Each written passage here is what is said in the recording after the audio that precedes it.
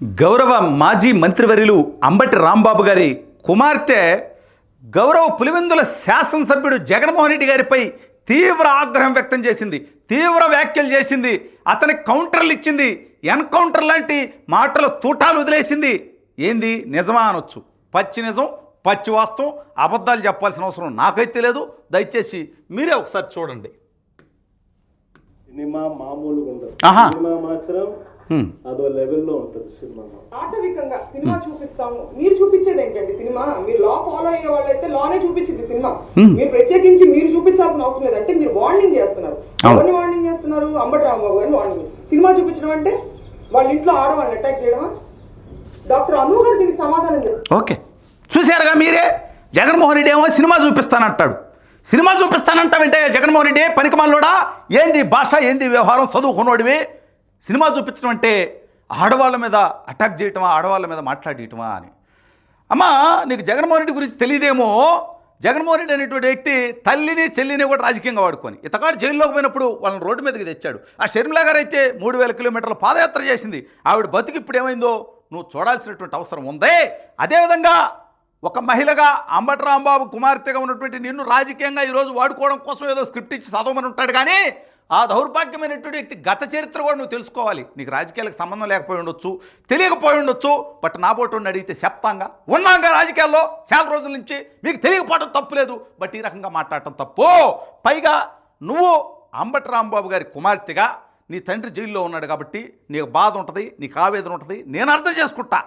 కానీ నీ తండ్రి పెద్ద సుతపొసలాగా, పెద్ద గొప్పోడిలాగా, చాలా మంచి వ్యక్తిలాగా దయచేసి ప్రొజెక్ట్ చేసుకునేటువంటి ప్రయత్నాలు చేయొద్దు. నీ తండ్రి లోపల ఉన్నందుకు నీకు బాధ ఉంటుంది. కానీ వాళ్ళు నువ్వు మాట్లాడుతున్నావే, నీ తండ్రి బతుకేంటమ్మా తల్లి అని చెప్పి సూటిగా నేను అడుగుతున్నా. నేను సుకన్యతో అతని భాగోత్వం రాష్ట్ర ప్రజలందరూ చూశారు. సంజనాతో అతని వ్యవహారం దాదాపు 15 ఏళ్ల క్రితమే రాష్ట్ర ప్రజలందరూ చూశారు. ఆ దౌర్భాగ్యమైనటువంటి వ్యక్తి చరిత్ర అంతా కూడా రాష్ట్ర ప్రజలకు తెలుసు.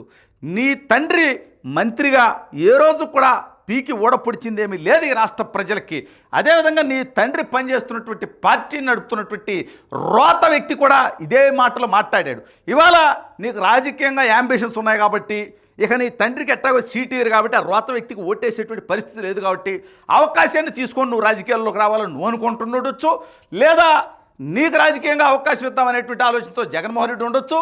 కానీ నువ్వేదో హైలైట్ అవటం కోసం నీకంటే పెద్దవాళ్ళని టార్గెట్ చేయడం ద్వారా, వాళ్ళ పేర్లు చెప్పడం ద్వారా, వాళ్ళ మీద ఏదో నాలుగు మాటలు మాట్లాడటం ద్వారా గొప్ప నాయకురాలు అయిపోవాలనుకుంటున్నామేమో. అందుకనే కేంద్ర మంత్రిగా ఉన్నటువంటి ఇవాళ గుంటూరుని అభివృద్ధి చేస్తున్నటువంటి పెమ్మసాని చంద్రశేఖర్ గారి మీద ఓ 2 మాటలు మాట్లాడేసి, అబ్బా నువ్వు చదువుకున్నోడివి, నువ్వు సినిమా చూపిస్తానంటావేంటి? ఆటవిక రాజ్యమా? ఆటవిక రాజ్యం అంటే ఈ దౌర్భాగ్యమైనటువంటి వ్యక్తి ముఖ్యమంత్రిగా ఉన్నప్పుడు జరిగిందమ్మా.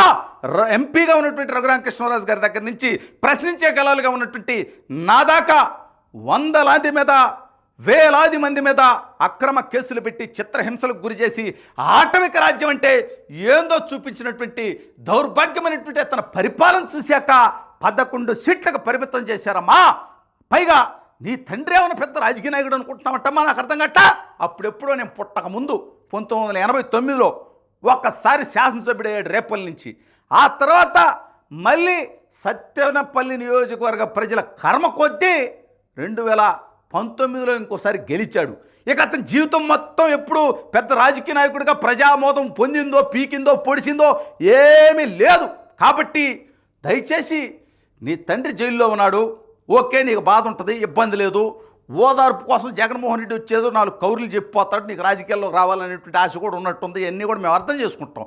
కానీ నువ్వు దయచేసి పెమ్మసాని చంద్రశేఖర్ గారికి కానీ తెలుగుదేశం పార్టీ శ్రేణులకు కానీ సలహాలు సూచనలు ఇచ్చేటువంటి ప్రయత్నం చేయొద్దు. నీ తండ్రి పెద్ద గొప్పోడు అనేటువంటి మాటలు చెప్పొద్దమ్మా.